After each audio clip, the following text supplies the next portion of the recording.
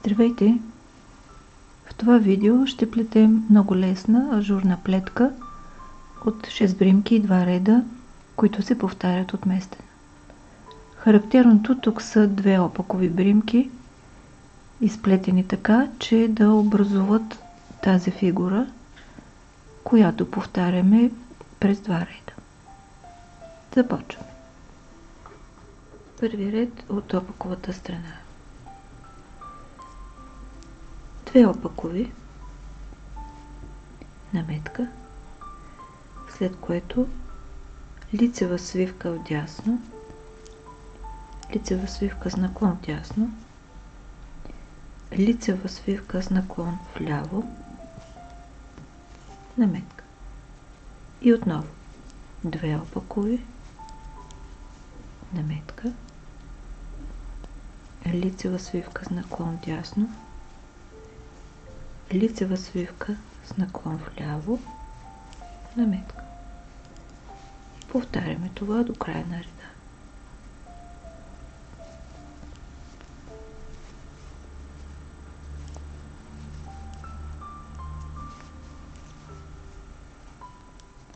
Втори ред от лицевата страна.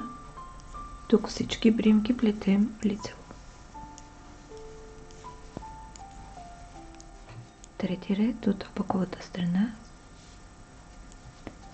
Правим отместване на бримка.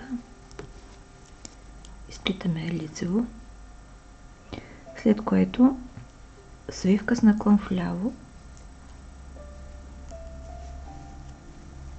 и наметка.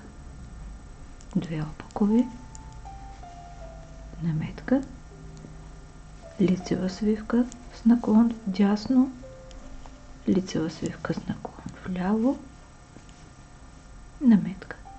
2 опакови,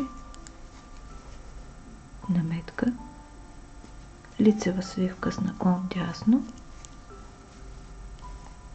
лицева свивка с наклон вляво, наметка. И продължаваме така до края на реда.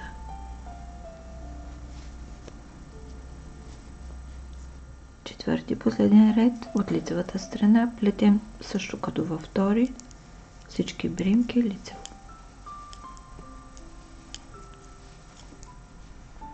Тази плетка е с нежен лек ажур, приятен релеф и е лесна за изпълнение, което я прави идеален избор за лятото. Горещо ви я препоръчвам. Благодаря ви, че бяхме заедно. Ако харесвате това видео, натиснете бутон лайк. Абонирайте се за канала и за известията, за да гледате всички мои видеа. Пожелавам ви вдъхновение, плетете с любов и бъдете щастливи. До скоро!